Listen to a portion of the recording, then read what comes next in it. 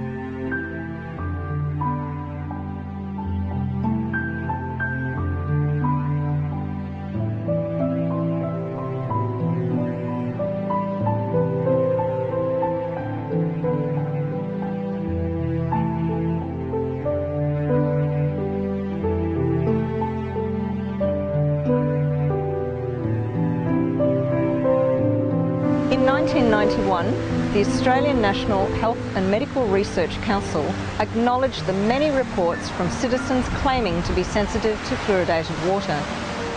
Subsequently, they recommended that proper, well-controlled scientific testing be conducted to resolve this matter. In 2006, the US National Research Council also called for rigorous scientific studies. But health authorities in all fluoridating countries have ignored these calls, leaving potential sufferers in the dark.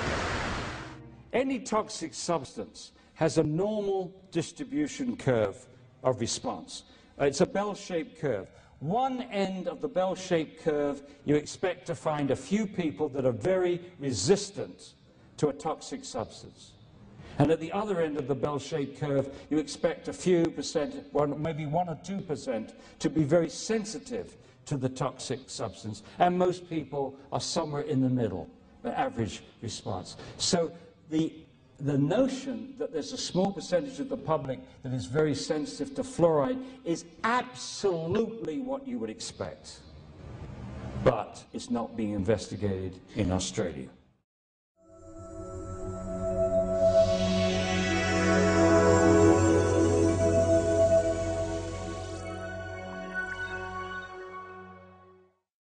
On the subject of fluoride testing, there seems to be almost no testing available at pathology labs or hospitals for a doctor who suspects that a patient suffers fluoride-related illness, or for a sufferer who wants their experience with fluoride tested and confirmed. I think the problem is many-fold. Doctors don't request fluoride testing because it's missing from their education and their ongoing professional development. Laboratories don't do it because they don't currently have an easy-to-interpret testing protocol.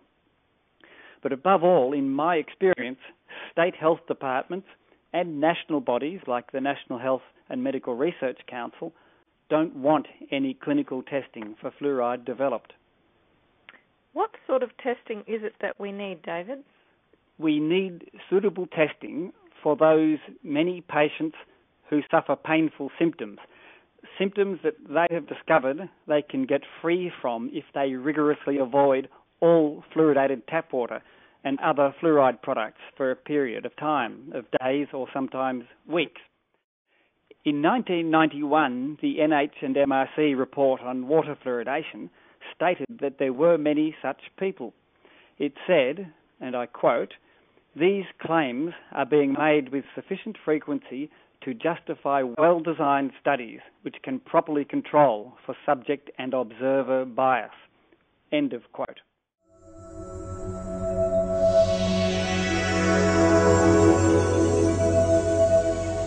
The chemicals used are not pharmaceutical grade. It's one of the things which is brought out beautifully in this Australian video called Firewater water, it's confirmed over and over again that the chemicals used are not the pharmaceutical grade chemicals that they put in dental products, but it's the hazardous waste from the phosphate fertilizer industry. Now let me give a few more details on this, but there's no question about that, by the way, but most dentists won't believe you when you tell them that. Okay? This is the process. When you mine phosphate, you mine phosphate rock, and phosphate rock is largely insoluble in water. So to make it into fertilizer, you've got to make it soluble, and the way we do that is to heat it up with sulfuric acid.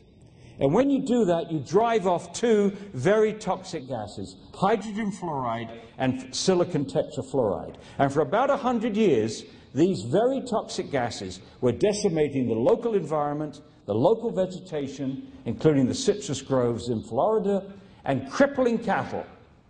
And after this had gone on for 100 years, we're slow learners, they said, oops, maybe we ought to have a scrubber on here. So they put a scrubber, a wet scrubber. It's a spray of water.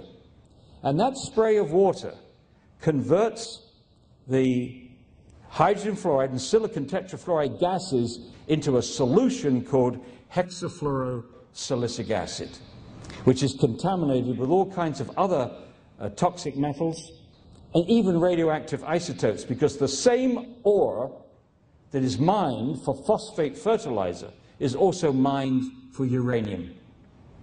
So all this junk is in there.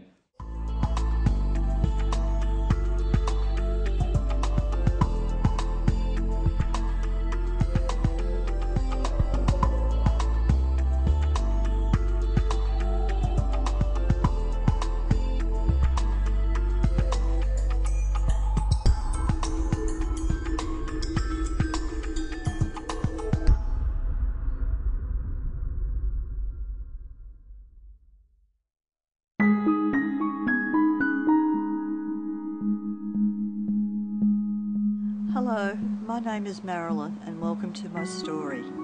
In July 2009, Barwon Water, on behalf of the Victorian Government, fluoridated Geelong's water supply. And in July 2009, I was forced to purchase chemical-free and fluoride-free water because I am chemically sensitive.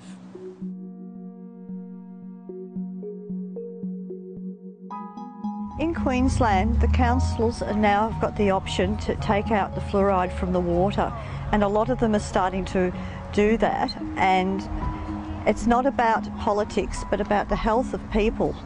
And we're not walking sets of teeth, you know, we are human tissue and we've got our organs, and we need to be looked after, and we need good, safe water to shower and to drink. She has been getting illness from fluoridated water since living in Melbourne, and her mother brought her back to Geelong to live because the water was making her sick in Melbourne. As a child she got sick from fluoride tablets, and she was the one to detect that. When they fluoridated Melbourne in 1977, the illnesses, all the symptoms started again, replicating what she got from fluoride tablets, and her mother then brought her to live in Geelong, and she was much better until, of course, Geelong water was fluoridated in 2009, where all her symptoms occurred again. It's about our health, and the politicians, hello, even the health ministers, they aren't doctors, so how can they tell us what should be in our water and what we should be eating and drinking, etc.? We should be looked after, and we're not being looked after. This patient stayed away from fluoridated water as much as possible, but complete avoidance of fluoride is almost impossible, as fluoride is now into the food chain, breads, biscuits, fruits grown on fluoridated water. You'll all, if you're sensitive to fluoride, then patients will often show reactions to those food compounds. So she has tried to avoid eating foods that have been grown with fluoridated water, prepared with fluoridated water. and that even goes as far as not being able to wash in the fluoridated water. That brings on just a more minor version of the same symptoms that my patients get from fluoridated water if they drink it. Politicians have not got the right to mass medicate us without a prescription. If I want a prescription, I go to my doctor, and then I will Google that prescription and find out more about it and see what my doctor wants me to take. But hello, what we've got in our water, we've got no damn choice, and it's not fair. Do I have to move overseas where it's safer and where they haven't got it? 97% of the world is unfluoridated. Hello, what are we? The last 3%. In February 2011, I actually stopped showering. I just couldn't go there anymore. I was becoming too unwell. So I had to think of my own health. Philip, in your understanding, how long do you know that this particular patient has had no contact with fluoridated water in terms of showering or washing her hands? Well, after she was coming to the clinic, she was getting illness, stomach pains, which meant that her practitioner were trying to work out how to trigger what was causing it. And even though she was avoiding the fluoridated water in terms of drinking it, she was still washing it, she was still eating vegetables that were sprayed, the moisturisers in the supermarket, and she was getting severely ill with that. So she then stopped showering in it and washing her hands in it, and that brought about a significant improvement. I haven't showered for 2 years. I can't even bathe or anything in the water. It just makes me sick. I just avoid it, and I just go and buy my water and have a sponge wash. How often do you have a sponge bath? Once a fortnight. I just can't afford to buy the water to do it on a more regular basis because I'm just using the water for every other day use, and it gets expensive. We're in the bathroom with Merilyn, and she is preparing her sponge bath that she has about each fortnight. Tell me what sort of water you use, Merilyn. I buy the water from the supermarket because it's fluoride free and not as many chemicals, cocktails in it. It costs me anything between $4 and $6, and I can only afford to do it once a fortnight. So this is as good as it gets, and this is the water I rinse off with. That's for my feet, that's for my sponge thingy, and that's as good as it gets. And this is what I do, and I sit on my bath board and have my sponge wash. I'm in survival mode, and I do need fresh potable water, and Barwon Water is not supplying that to me. So therefore I have been forced to purchase chemical and fluoride-free water from the supermarkets. Went into a fruit and veggie shop and loaded up my basket, turned round, and here they are with a hose spraying the lettuces and all the greenery to make it look nice and fresh and as if it's just been picked. Like, hello, you don't need to do that. I don't need extra fluoride in my food. It's already got it in it. It makes me sick. So that's why I'm growing my own food. I've been forced into that situation, and people just don't realise what they're doing. In the supermarkets, they do it late at night or early in the morning, so people don't see them doing it. It's totally unnecessary.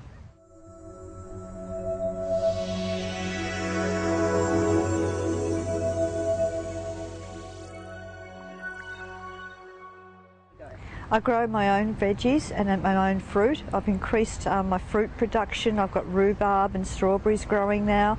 I've got a couple of raised beds happening at home. I've got fruit trees. At least it's fluoride free, and I'm sourcing more organic foods, but again, has it had tap water on it? You just don't know. It's been in the too hard basket. This year is going to be the year that I'm going to try and get my food source correct, and I won't get sick. Well, in June 2012, I received a letter from Barwon Water threatening to reduce the water flow on my property, and in July 2012 they actually did. I didn't contact them, mainly because I've had phone conversations with them. They know my situation, and so do Australian Receivables Limited. And each letter I receive, they say that we have not received communication from you. Like, how many letters do I have to write? How many letters does it take to send to a semi-government body, etc., or whatever? Get it into their thick heads. Hello? I haven't got the money to pay my water rates because I'm forced to buy chemical fluoride-free water, and my water debt is larger than what I owe them.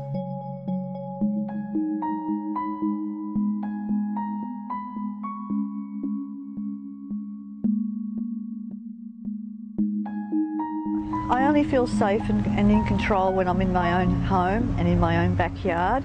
At least I know that I've got safe water that I can use there, and I can wash my hands and do what I want when I want to under my own conditions. And while I'm at home, it's amazing the people that have been coming to me and stories that I hear about skin conditions, skin problems in Geelong, eczema, dermatitis, psoriasis. That's what they're all calling it. But hello, I ask the question, when does it happen? After I've had a shower, after I've had a bath, after I've washed my hands. And the more I do these things, it just gets worse, and it's happening a lot to young children. And it just makes me want to cry. You know, it's just so sad that these children and adults, it's all happening to them. And the doctors, they just don't really want to know about it. They just call it eczema, dermatitis, psoriasis.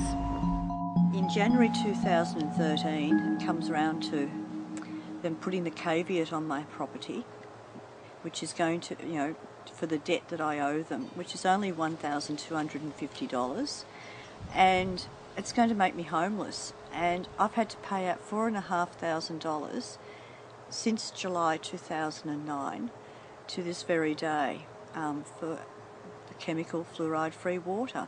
And this has put me in massive debt, not just with Barwon Water, but with everybody else. I cannot afford to pay my bills because I'm having to purchase water. I'd like the people in Geelong to wake up and really look at what's in their water.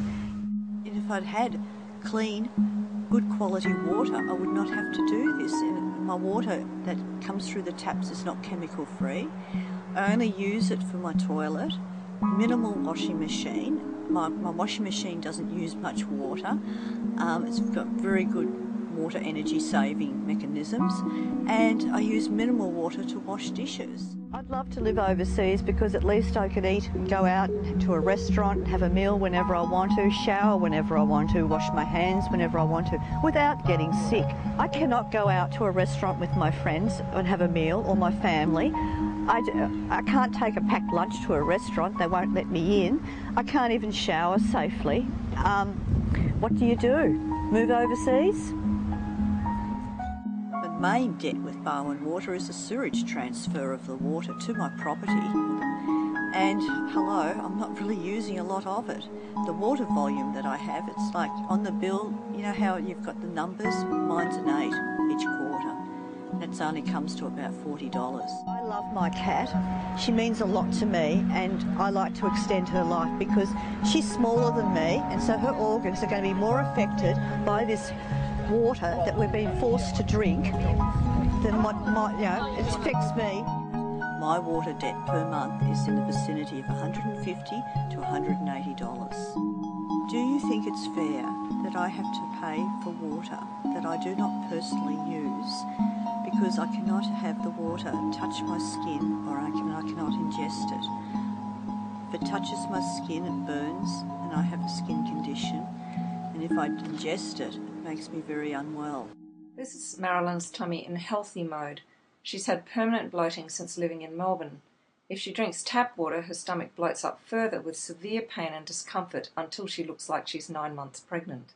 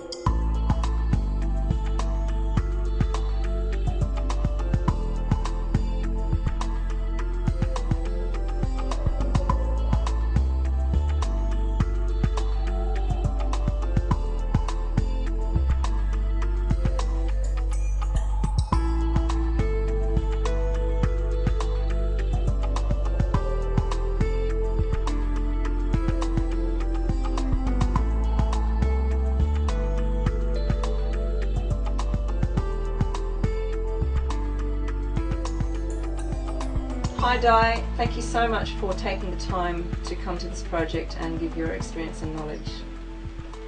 My absolute pleasure, Jane. Thank you so much. Is there independent laboratories? Absolutely not.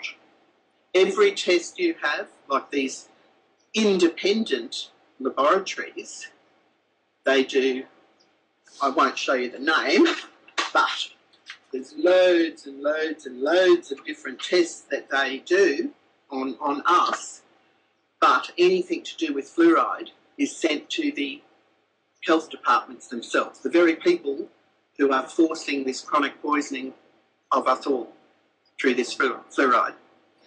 That is the same with animals as well. Of course, our vets here in Australia, they're not trained, as the doctors aren't trained. They're, to be honest, clueless about the damage that fluoride, fluorosilicic acid, does to both animals and humans. They just have no knowledge at all.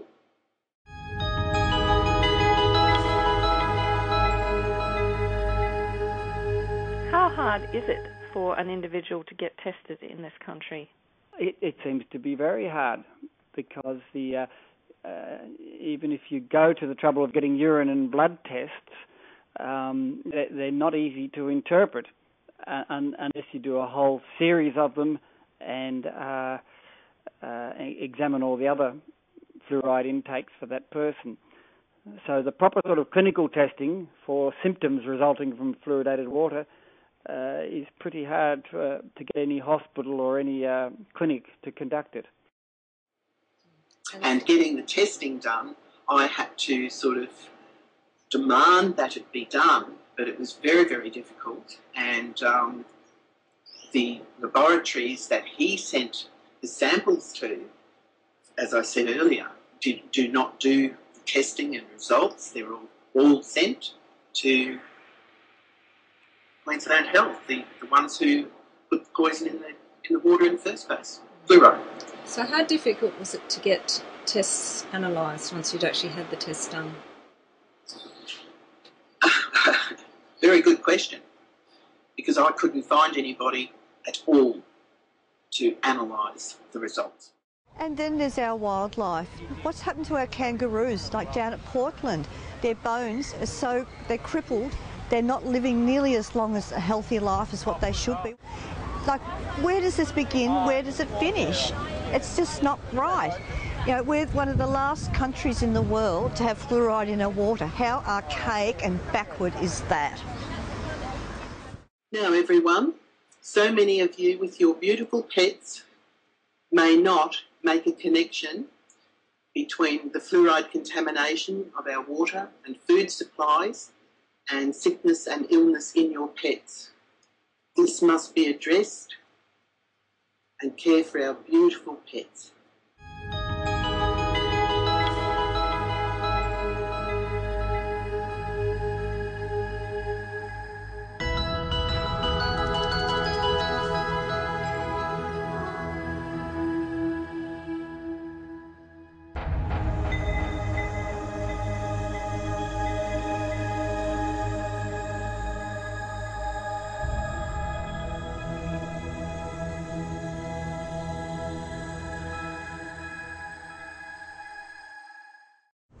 My name is Darryl Turner and I'm 58 years old. I've lived in South Australia for 58 years and I've got skeletal fluorosis. I've sent information over to India to Professor A.K. Sushila, who treats people over there for skeletal fluorosis and fluoride poisoning. And she says I have skeletal fluorosis. I'm a patient of skeletal fluorosis.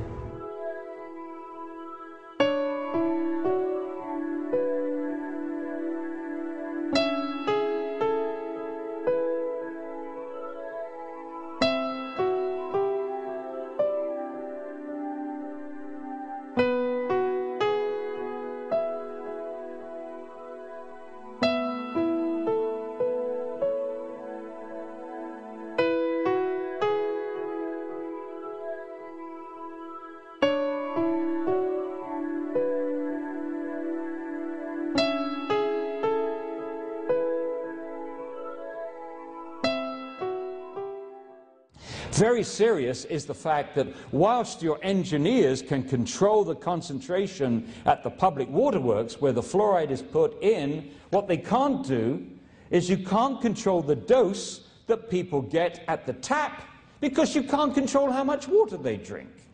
And you can't control how much fluoride they're getting from other sources, like toothpaste. In fact, when I was in Western Australia just a week or so ago, I met somebody in the mining industry, and they told me that miners in Western Australia can drink between 10 and 12 litres of water a day.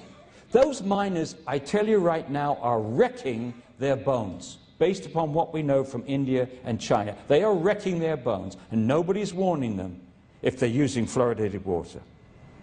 So you can't control the dose.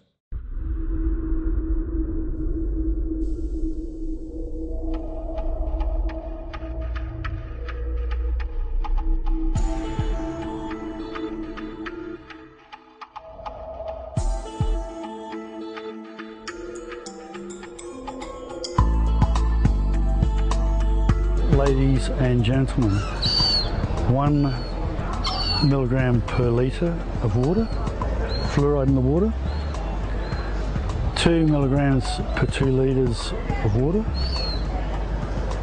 3 milligrams per 3 litres of water. What does that say? Filtered water! My goodness me! Unbelievable! They're looking after people down here at Glenelg. Why not the rest of Adelaide?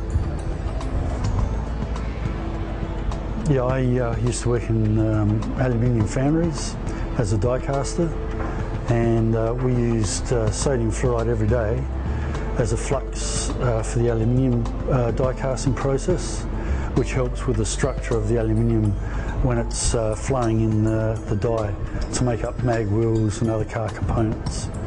And this is used everywhere in Australia, or over the world in fact, as the process of aluminium die casting. Not to mention it's used in iron castings as well.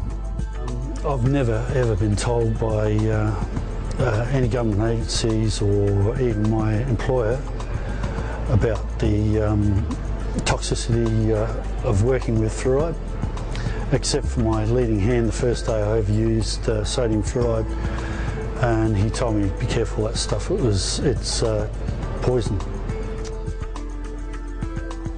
I was working with sodium fluoride for 15 years, and I was inhaling it, settling on my arms, on my clothing, and I'd be taking it home as well because my wife would be washing it in the wash clothes, and she'd be exposed to it as well, as, along with my children.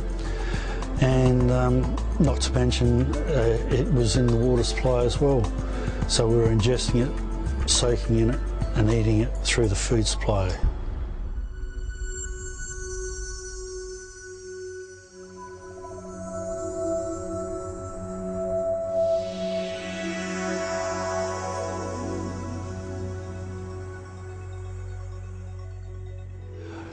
I was never told that the sodium fluoride was poisonous, and I approached Work SA, Safe Work SA, and for any information they had considering fluoride poisoning in the environment at work, and they sent me some flyers which has fluoride exposure on it, and it says fluorides are present in some electrodes and in flux. Long-term exposure to very high concentrations may cause bone changes and joint deterioration. Mild or excessive exposure may have chronic effects such as pulmonary edema and skin rashes. Fluoride in the bone. The first symptoms of fluoride's poisoning of the bone, well established in India and China, are stiffness of joints. Stiffness of joints, and then pains in the joints and pains in the bone, and pains in the muscles. And we now have 1 in 3 Americans with arthritis, and if you ask your doctor, "Doc, what causes arthritis?" they say, "We don't really know, but we think it's got something to do with aging." And what does aging have to do with in Australia? It may have something to do with how many years you've spent drinking fluoridated water. But again, no one's investigating a possible connection with arthritis and fluoridation. Even though, incidentally, the National Health and Medical Research Council in 1991 recommended that health agencies in Australia measure fluoride levels in the bone so that they could look at a possible relationship with various bone diseases, osteoporosis, arthritis, and bone fractures. Haven't done it in 20 years. I've had x-rays and on my spine, my arms, my legs, my feet, or on my feet, and there's bone spurs everywhere. I have an x-ray here showing that I have skeletal fluorosis, and the skeletal fluorosis you can see in the mid-arm, forearm. If you look at the picture, you can see that the membrane's been calcified.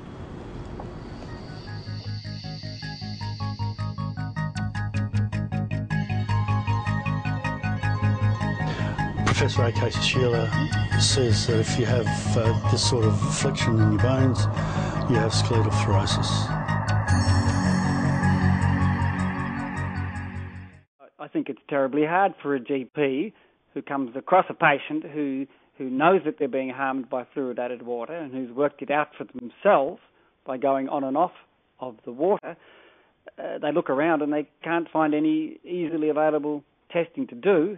And if they talk to their medical association, they'll get told, don't look any further into this. So it's awfully hard on the individual concerned doctor. And we need government health departments and the NHMRC to educate doctors on it and to get the testing sorted out and available for everybody. Who regulates and approves the use of fluoride chemicals in Australian water supplies? Who tests the impact of fluoridated water upon Australian consumers? Trying to untangle this question leads you into a maze of, well, what in ordinary language we call passing the buck. The drinking water guidelines developed by NHMRC specify the 3 fluoride compounds that can be used. They also specify the upper concentration limit of 1.5 milligram per litre. And about once a decade, the NHMRC conducts a review of some of the scientific literature on water fluoridation. But has the NHMRC ever conducted safety testing?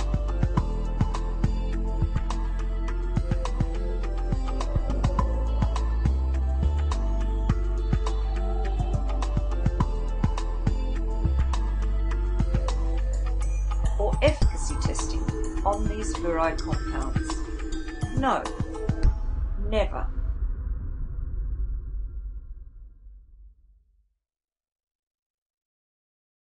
And then they say, oh, well, the NHMRC did a review in 2007. It's totally safe and effective. That is one of the worst reviews that have ever been done. They practically carbon copied the York review and dismissed the one study that has of real significance, which is the National Research Council's review, 500 pages, 1,100 references, and they dismissed that in one sentence on the basis that this review was done at 4 parts per million, and we in Australia fluoridate between 0.7 and 1.2. What does that tell you? It tells you that these very clever people that did this study do not know the difference between concentration and dose. So they don't even pass 101 in toxicology. Pathetic. Absolutely pathetic to say this was about 4 parts per million and we fluoridated 1 part per million, so we got this, like we had this margin of safety.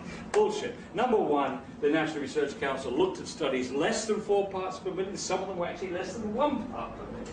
And chapter 2 of that research, the National Research Council report was an exposure analysis, which showed that there were subsets of the population exceeding the safe reference doses of the EPA by drinking fluoridated water at 1 part per million. So not only do they not know the difference in concentration and dose, they didn't even read the first chapter, or say the second chapter, because it clearly says that there are subsets of the population who are getting too much fluoride. Bottle-fed babies, diabetics, athletes who drink lots of water, and people with kidney dysfunction. So, again, hand-picked reviews.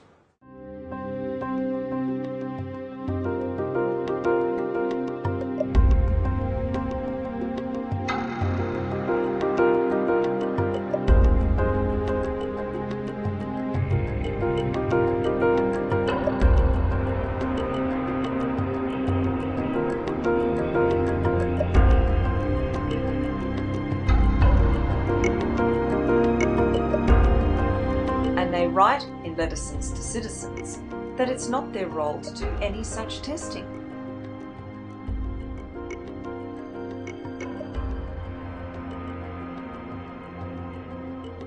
The official promotional pamphlets and booklets of fluoridation make very strong therapeutic claims, so it might seem that the TGA, Therapeutic Goods Administration, should conduct drug testing and approval of fluoridation chemicals.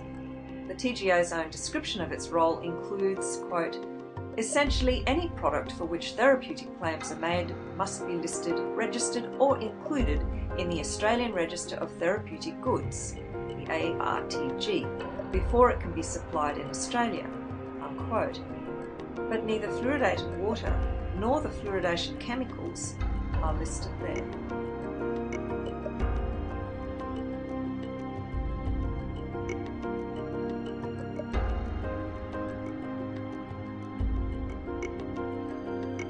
The TGA states that the Department of Health and Ageing can declare certain products not treated under the Therapeutic Goods Act 1989.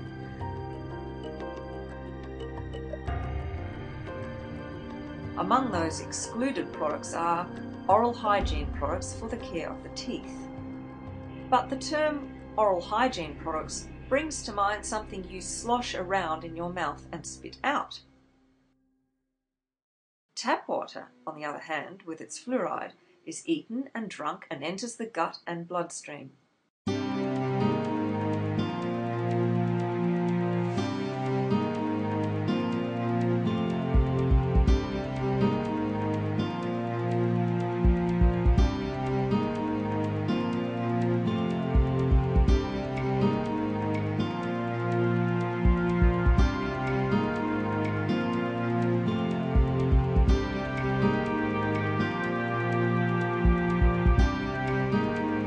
TGA, or Minister for Health and Ageing, believe that these fluoride chemicals have such magical properties they can circulate around the body and do a neat little detour around every gland, organ or bone they encounter? Is that how they can classify them as purely oral hygiene products? Magical stuff indeed.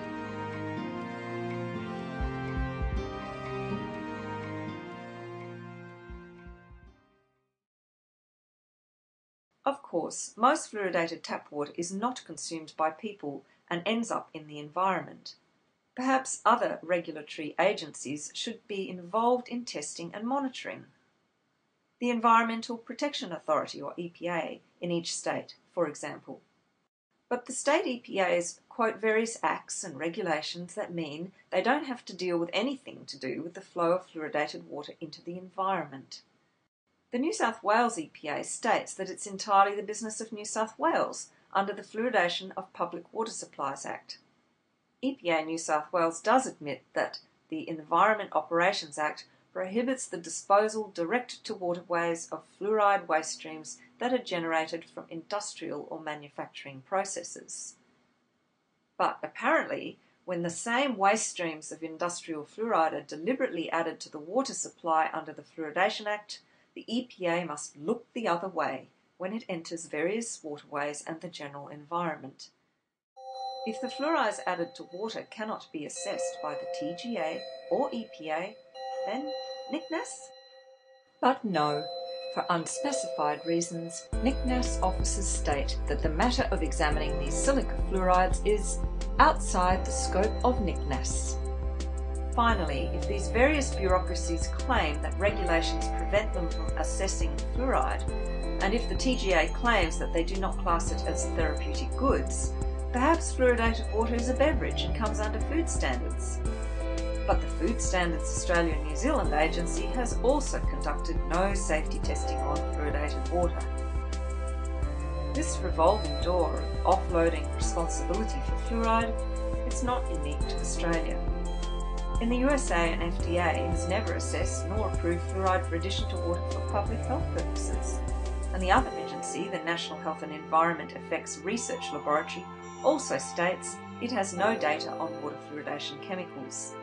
The United States EPA, as we know, ordered the National Research Council to review fluoride in drinking water, and their excellent report of 2006 stated that hypersensitivity to fluoride needs to be examined properly. But that report largely gathers dust. Most countries of the world do not have the problem because they do not engage in water fluoridation. In Shakespeare's Hamlet, we hear the line, "Something is rotten in the state of Denmark." Something is certainly rotten in the agencies supposed to protect public health in countries like Australia that indulge in water fluoridation. Due to inaction by official agencies, only heaven really knows how many citizens suffer with fluoride toxicity, mostly unaware to the cause of their suffering. The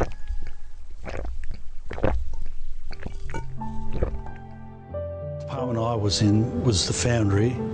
We sprayed sodium fluoride, and I showed him my elbows and the x-rays and stuff like that. And he said, and also material safety data sheets and all the other research that I have, I usually take and show people to prove, you know, what the toxicity of fluoride is. And he had a look and he was really surprised about the material safety data sheet, which had skull and crossbones on it, by the way, and had no research into the carcinogenicity, toxicology of it. And it's not available, not available, not available, not available. Why? If you don't look, you don't find. Doctors or GPs, they're not trained to look for chronic fluoride toxicity, and they have no idea about it. So it's about, conservatively, I reckon 1 to 100 doctors that you'll go through, and one of those doctors might just know a little bit about fluorosis. I've had x-rays done, more or less confirming that I have skeletal fluorosis, and I've had a urine test done, and there, even the results are loaded there because the ranges are too high. And internationally, they're a lot lower, so the doctors here would have no idea about you being poisoned because the ranges are skewed so that they don't worry about it. Or the normal reference range, normal range of fluoride in your urine should be between 0.2 to 3.2 milligrams per litre. According to Professor A.K. Susila, the normal urine fluoride accepted internationally is 0.1 to 1 milligram per litre. Australian standards, my fluoride urine levels are normal, in the normal reference range, but internationally I'm in the high normal. And Professor A.K. Susila made that point to me when I spoke to her over the phone. Why is there such a difference? It's the same chemical. They're trying to hide the results, manipulate the results. Has the Department of Health in Australia done testing on fluoride levels amongst mass populations? No. Why not? Because if you don't look, you don't find. Again.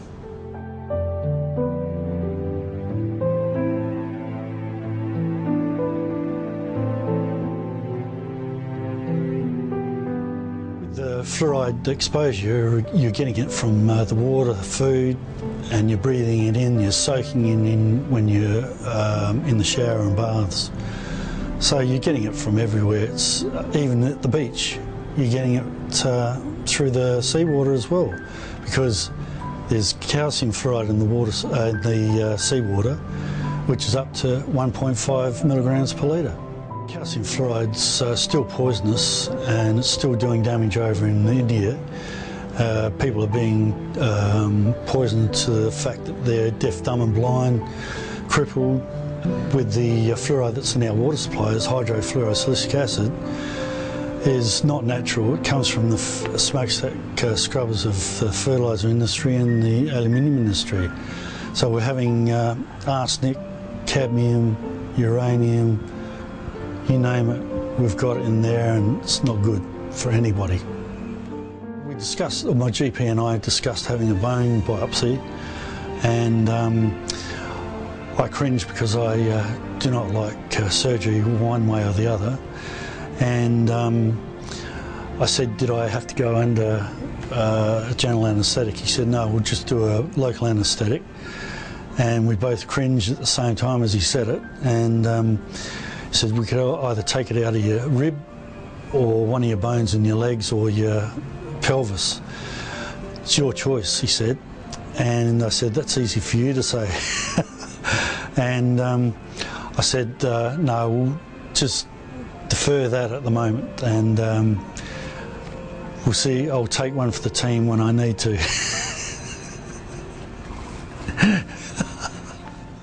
Yes, if they start looking at workers in the aluminium industry or any other industry that involves sodium fluoride or any fluorides, they'll just keep on finding problems. There are a plethora of symptoms, and if they start looking in these industries, then they'll have to start looking at the water fluoridation. If they do find something, then they'll have to admit fluoride is not safe and effective. The evidence of benefit is very weak. This comes as a big shock to those who actually read the literature rather than just repeat the mantra, fluoridation is safe and effective, fluoridation is safe and effective, fluoridation is safe and effective. I'm now giving you the presentation of your typical representative of the American Australian Dental Association. Fluoridation is safe and effective, safe and effective, safe and effective, safe and effective, safe and effective, safe and effective, safe and effective. This is a review done for the Ontario Health Agents Ministry from David Locker. The magnitude of fluoridation's effect, he means benefit, is not large in absolute terms, is often not statistically significant, and may not be of clinical significance.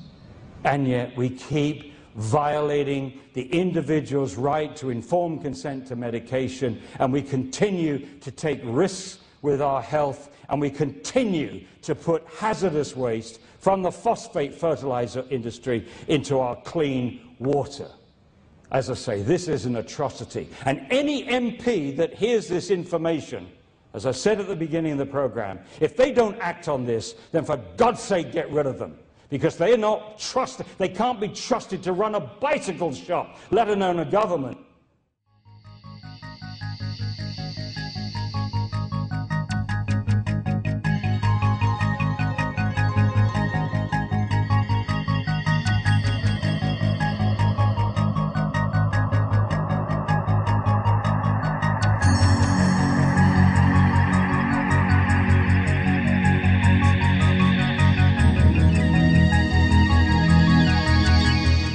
Pretty disgusting with what they're putting in actually putting in the water supply, the hydrofluorosilicic acid.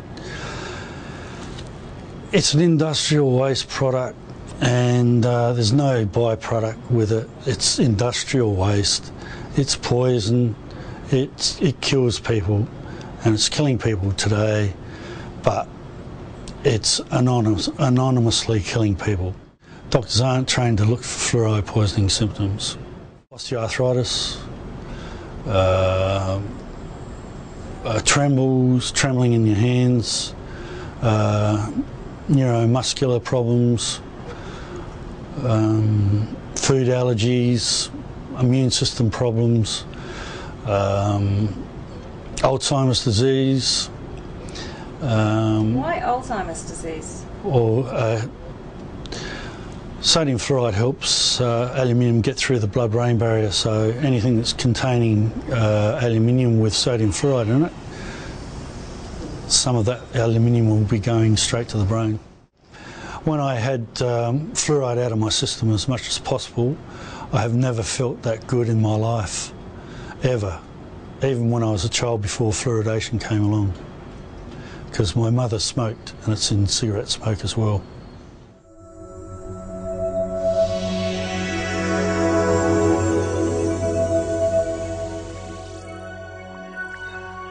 I had a quick look at Dr. Bruce Spittle's book on the net. You can download it, and it talks about chronic fatigue syndrome and the chronic fluoride toxicity syndrome, just like Dr. Phyllis Mullinex says that the chronic fatigue syndrome symptoms are exactly the same as the chronic fluoride toxicity syndrome.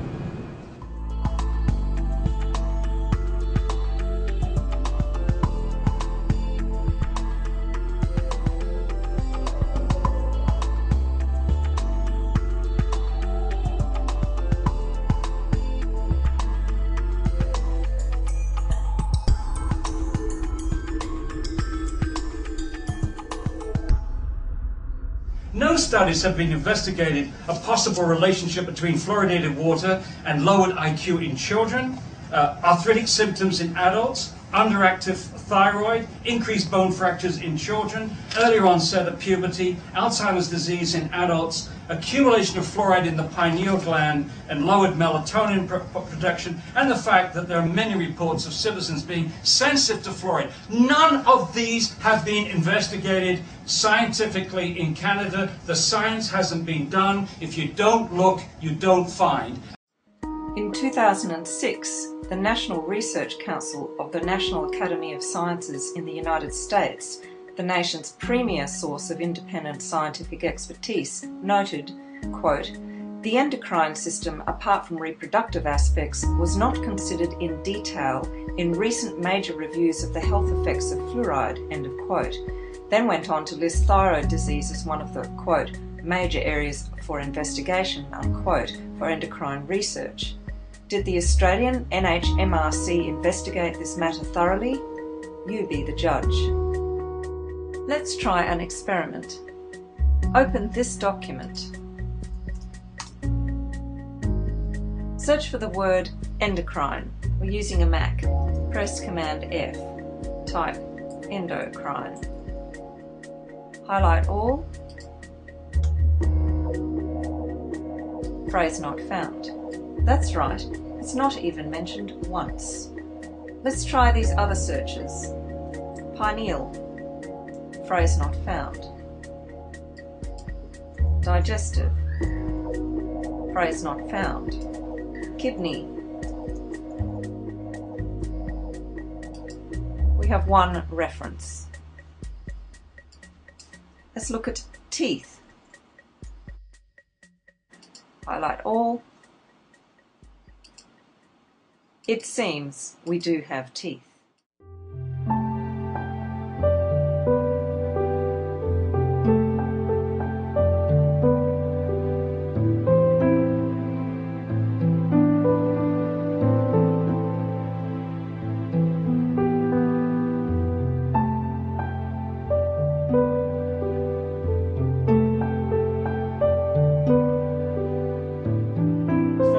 There is nowhere that there's any kind of comprehensive testing of fluoride in urine. There's no one doing it. In fact, there's no comprehensive monitoring of the fluoride levels in our bones, in our blood, or in our urine. At this point, we should have millions of data points. We have practically none. But there's nothing to stop you asking, if you have a urine test, what the levels of fluoride are in your urine. When they did this with thousands of people in England, they were amazed at how high the levels were in the urine. And the rule of thumb is about 50% of the fluoride that you take in each day is excreted in the urine. And so you've got a rough measure of how much fluoride is coming into your body when you measure the fluoride in your urine. So yes, ask your doctor for that measure. But doctors, you see, this is one of the problems. When you put a subject off the radar screen, when you tell medical students there is no debate on fluoridation, it's perfectly safe, it's not toxic, no problem, then Doctors are not being trained to recognise the toxic effects of fluoride, especially for sensitive people. They're not being trained to recognise that we should be measuring the fluoride in the urine. It's very dangerous when politics interferes with science, especially science which is supposed to be determining health policy.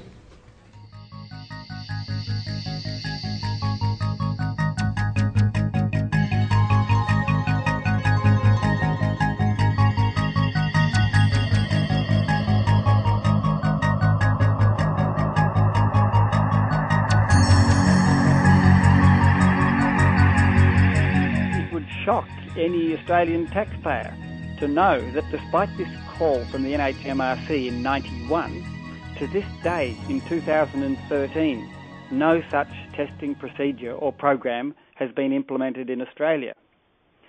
The type of testing being called for is properly controlled challenge testing. That's double-blind challenge testing in a controlled environment. For most sufferers, it would take a full day to carry this out, or even more in some cases. The typical fluoride sensitivity reactions that we are talking about, that are reported in medical literature to occur, these include stomach and intestinal pains, joint pains and headaches, extreme fatigue that's not even relieved by sleep, skin rashes, and several other symptoms as well. In the United States, the National Research Council produced a report in 2006 on fluoride in drinking water, and this report again highlighted exactly this need to do testing across the nation for hypersensitivity reactions to fluoride. But then we come to 2007 in Australia. Our NHMRC produced another report on fluoridation, and this one entirely glossed over this whole issue. Not even any explanation for why there has never been any follow-up on their own 1991 recommendation for clinical testing to be developed. The NHMRC's stated goal is working to build a healthy Australia. In the case of water fluoridation, it ostensibly aims to do so via systematic reviews. It does not seek to conduct original research of its own. Within its systematic reviews, the NHMRC may recommend further research. In 1991, the NHMRC did just that.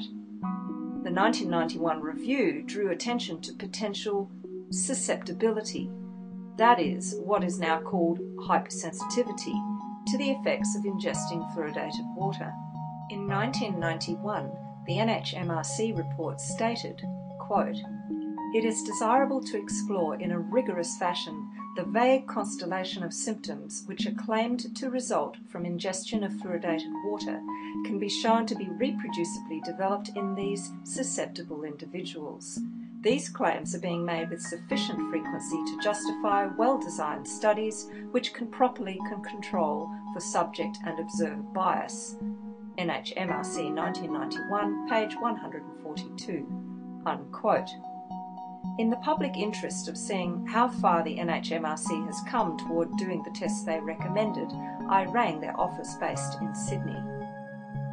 Good afternoon, NHMRC, Jessica speaking. I just was looking through some journals and I found the NHMRC report on water fluoridation. I just wanted to have a little bit of information about why testing hasn't been done in Australia. I'll just see if someone's available. Won't be a moment. Thank you.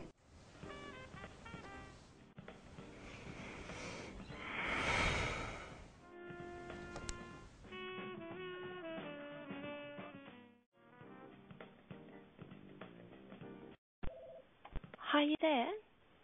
Yes. Hello, sorry for the wait. Yep. The best person to speak to is actually out of the office today. I can give you the public health email address if you'd like. It's just, it's sometimes a little bit easier to kind of get a response when we have it I'd rather down. talk. The email address is nhc Yep. at nhmrc Yep. .gov.au. You don't know anything about it, do you?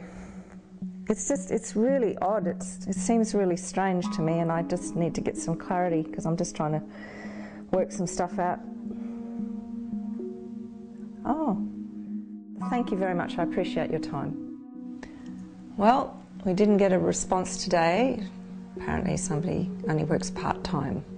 And apparently they're doing a lot of work on the NHMRC report right now, so who knows, might get something out of it yet. So let's do a new search in the 2007 NHMRC review. Phrase not found. Phrase not found. Phrase not found. Phrase not found. Again, not a single word.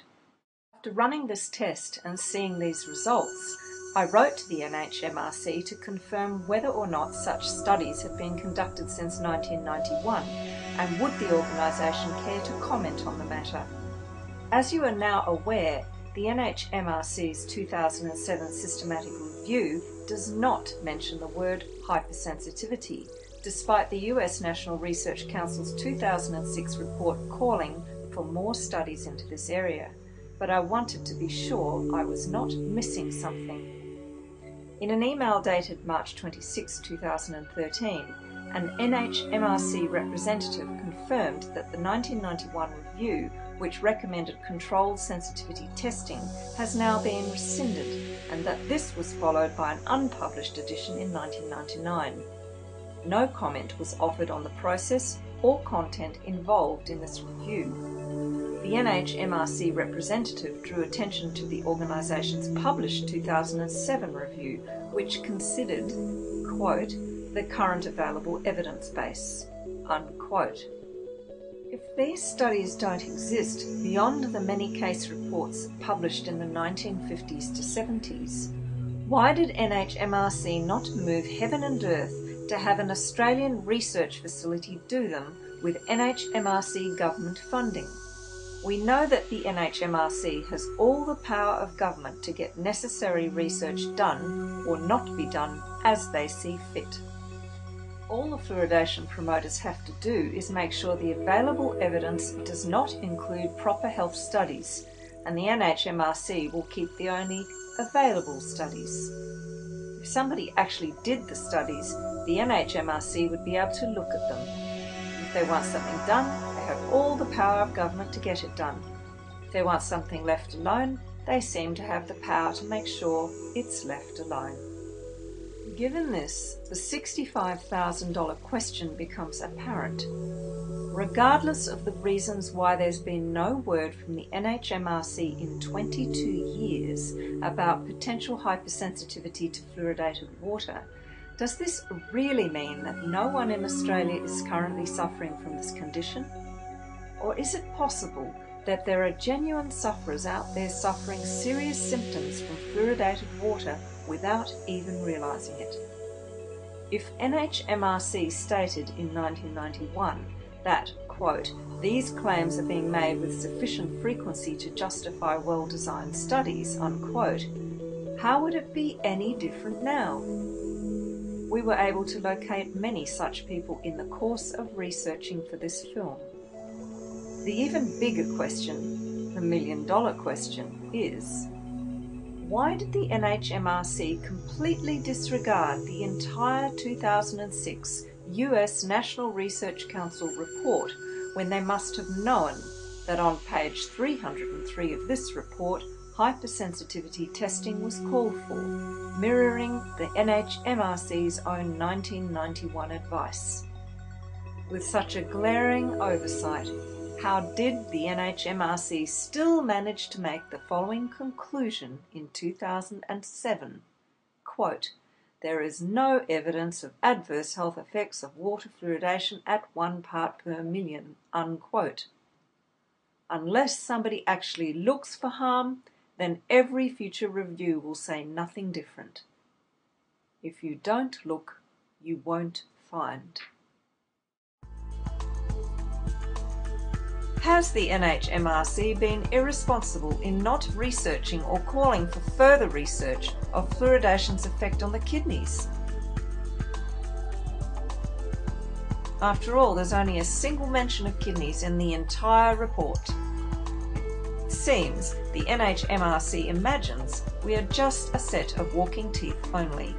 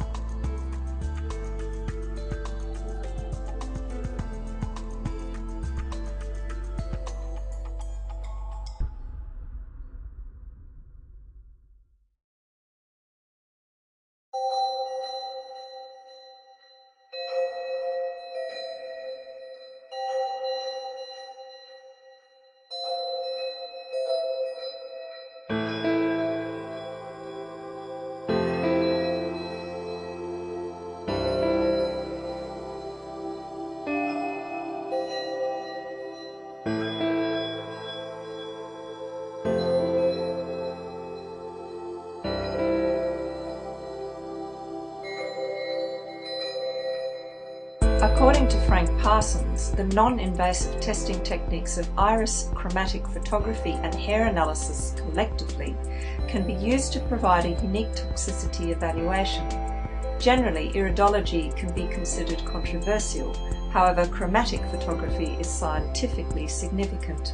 Frank Parsons' unique methods of evaluation include a branch of iridology called chromatics that looks at the colours radiated from the alien pigments discolouring blue and dark eyes. In the same way that scientists studying a star's spectrum of light to work out its chemical makeup, chromatics use colours radiated by the iris to identify problematic alien pigments resulting from pharmaceutical product use and other toxic exposures. Chromatics looks at the alien pigments clinging in the fibres of the iris to provide a more comprehensive insight into a person's previous exposure to pharmaceutical toxics and the client's present health status. Additionally, Frank uses a precision hair analysis to diagnose. As hair grows, it dyes and freezes chemical components in the hair tissue. Samples are taken, an acidic digestive mix is added, the hair is broken down into a liquid, it is filtered to remove solids, then a precision instrument is used to analyse the liquid. According to Frank, organ damage impairing function can be the result of tissue damage caused by toxic elements. So 51 elements in the periodic table are determined during analysis, including all the common toxic elements likely to damage organs. The combined methodologies of iology and precision hair and skin analysis is constantly identifying pharmaceutical treatments as being the cause of many modern chronic diseases. Finally, a full patient pharmaceutical history is taken as to how a person may have gotten a disorder as a vertically integrated information gathering exercise. Merilyn's chromatic eye analysis showed she should have constitutionally blue eyes, but accumulated toxic exposures, shown as alien pigments, have made her eyes appear brown with a green tinge. The initial hair analysis showed the biochemical effects of previous toxic exposures with significantly high levels of potassium, sodium, barium, bismuth and chromium. Her hair was low in copper, cobalt, lithium and vanadium, which can be interpreted as her body being toxic in these elements. That is, low levels of toxic elements in the hair can indicate a high amount of accumulation and low elimination occurring.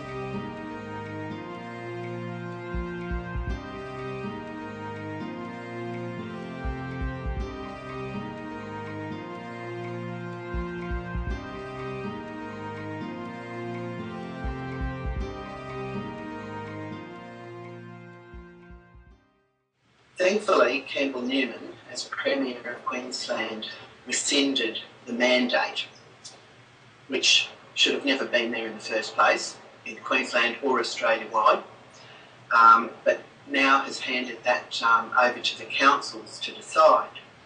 Now, we've got some councils who have high integrity and honour and care for the people and their health, but we've got some councils, quite a number I would think, who are going to continue with this hazardous waste pollution of our water supplies and hence our food chain, known as fluoridation.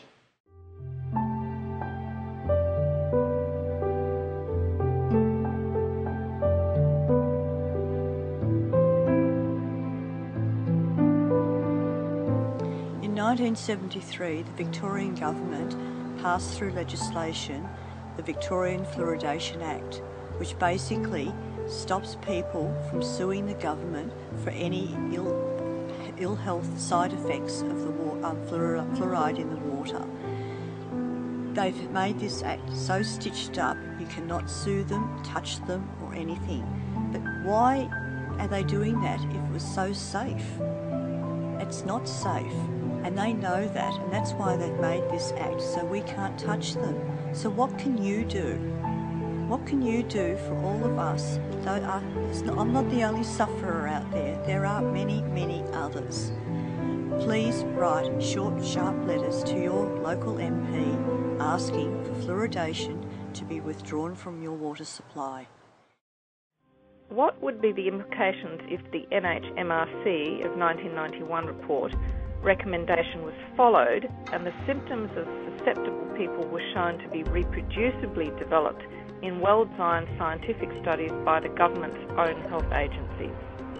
Well, the ramifications would be that this would get a great deal of reporting in the scientific press and in the public media, and would become quite a scandal to know that the government had this information from the NHMRC and had not ensured that proper testing was carried out right from 1991. When you think about it, it's now nearly, or in fact over 20 years later, the same people and a whole cohort of new people are still suffering these symptoms, and no testing to confirm their complaints has been done in this country. So we have to get the people to pressure councils and just say, look, it's not on. It's as simple as that. It is not on. The people will not allow this chronic poisoning of our water and our food by fluoridation. The government upholds the NHMRC, the National Health and Medical Research Council, 1991 report as being the gold standard, but unfortunately they're not even following it themselves by not getting any testing done. Now, 1991. In addition to that type of clinical testing, you would think that doctors should be able to send patients for blood or urine testing for fluoride. Well, in fact, workers in our fluoride-polluting industries, like smelting and oil refining, they can get urine testing. But no research centre in Australia has been funded to do the necessary work to develop protocols to make blood and urine testing for fluoride applicable to the general population. That is, to develop suitable and applicable testing relevant for the level and the types of fluoride exposure that occur in the general population. Now, I understand this is a complex biochemical area, but that is no excuse for the failure to tackle it. We know that there can be multiple explanations for a high fluoride reading in a blood or a urine sample, but for goodness sake, we've been exposing many Australians to constant fluoride through their drinking water for 40 or 50 years now. It is vital that the work be funded and proper monitoring be put in place. Monitoring both on a population-wide basis and clinical testing for affected individuals. It is outdated, old-fashioned, and we are one of the last 3% in the whole world with fluoride in our water, making us sick.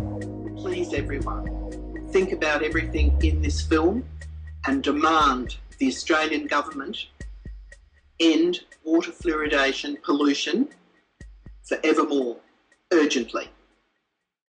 David, how easy is it to actually stop the fluoridation program? I've heard reports in the news of late that it's 10 million or 50 million or even up to $150 million to stop the fluoridation program.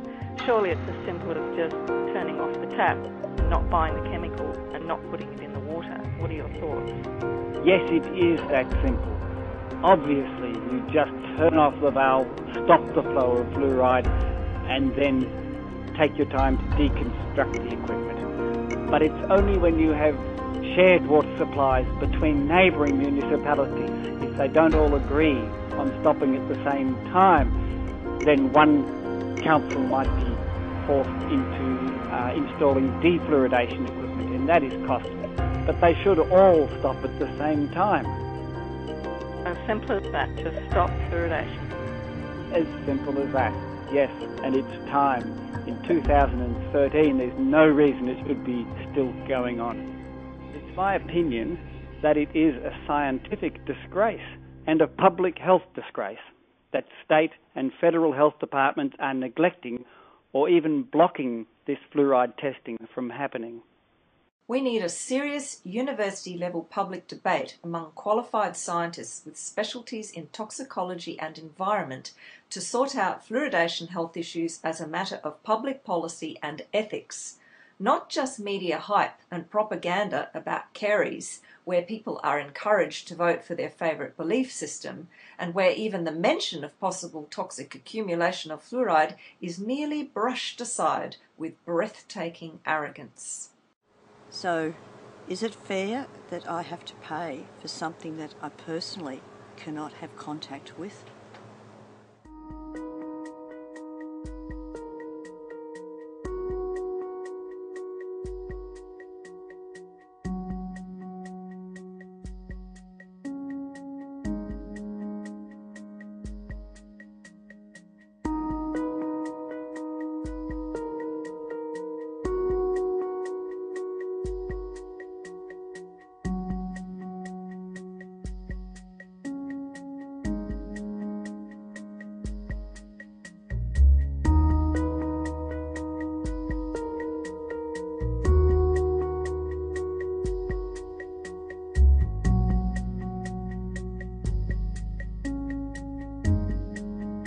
To me, the bigger issue is that if you use industrial grade hexafluorosilicic acid, you're going to get arsenic, and that's a known carcinogen. You should not be putting that in the drinking water.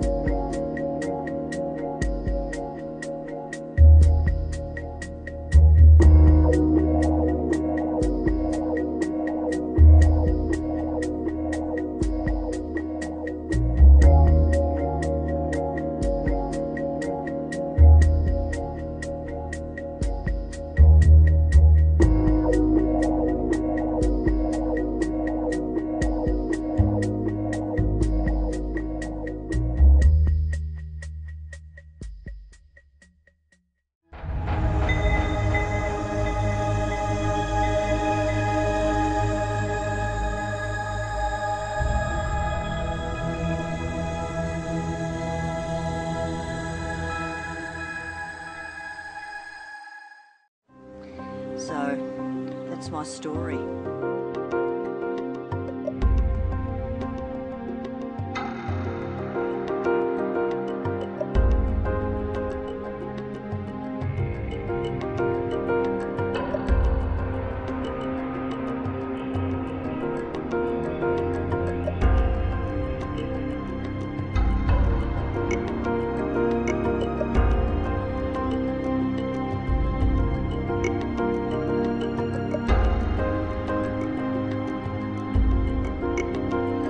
There's no comprehensive monitoring of the fluoride levels in our bones, in our blood, or in our urine. At this point, we should have millions of data points. We have practically none.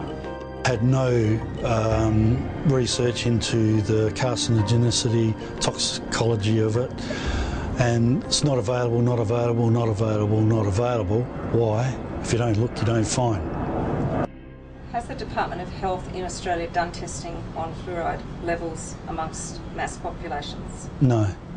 Why not? Because if you don't look, you don't find. Again. It's not being investigated in Australia.